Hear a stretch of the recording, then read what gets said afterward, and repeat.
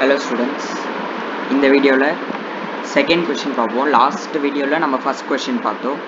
First கொஷினோட model தான் நம்ம இங்கே அப்ளை பண்ணோம். ஆல் கொஷின்ஸ்க்கும் அதே மாடல் தான் நம்ம அப்ளை பண்ணோம்.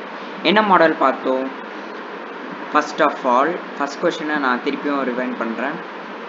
Derivative of x square minus 2 நம்ம கண்டுபிடிக்கணும். இது ஃபஸ்ட்டு பார்ட்டை எடுத்துக்கிட்டேன். செகண்ட் பார்ட் வந்துட்டு எக்ஸ் இஸ் ஈக்குவல் டு 10 வேல்யூவாக எடுத்துக்கிட்டேன். இந்த மாதிரி எடுத்தால் தான் நம்மளுக்கு கரெக்ட் ஆன்சர் கிடைக்கும். அது எப்படி அப்படின்னு நம்ம பார்க்கலாம். ஏன்னா இப்போ நான் ஃபுல் ஸ்ட்ரெச்சில் நான் ஆன்சர் போட்டேன்னா அது தப்பாக தான் வரும். ஓகேவா? அது எப்படி தப்பாக வரும், எப்படி கரெக்டாக வரும்னு இந்த செகண்ட் கொஸ்டினை பார்க்கலாம். நானும் இங்கே அதே மாதிரி பிடிச்சிக்கிறேன். Derivative of x at x is equal to 1. ஓகேவா?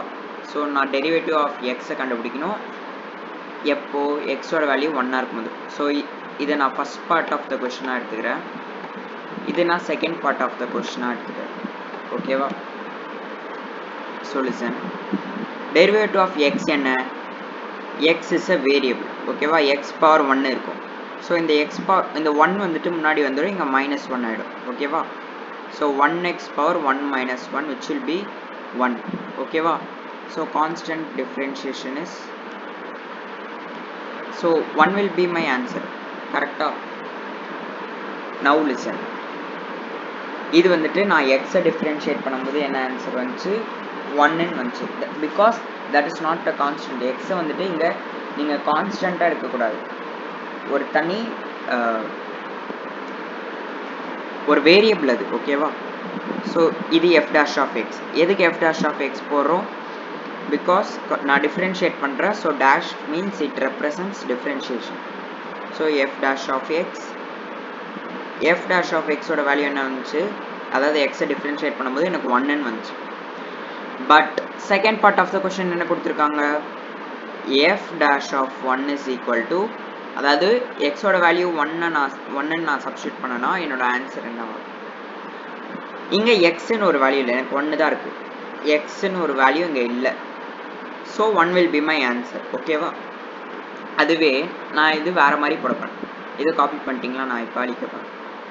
ஃபுல் ஸ்ட்ரெச்சில் ஒரு கொஸ்டினை ஃபுல் ஸ்ட்ரெச்சில் போட்டால் என்ன ஆன்சர் வரும்? ஓகேவா?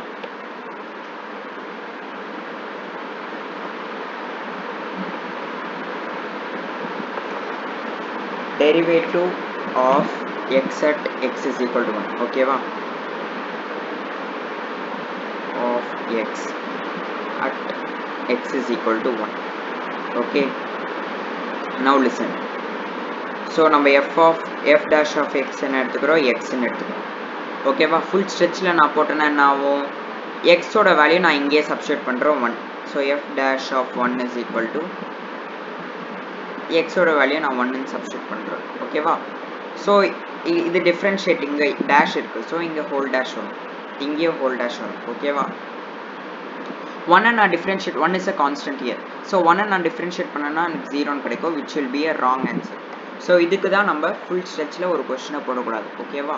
So this is a wrong approach தான் சொல்லணும். ஓகே, நெக்ஸ்ட் வீடியோவில் தேர்ட் கொஸ்டின் பார்ப்போம்.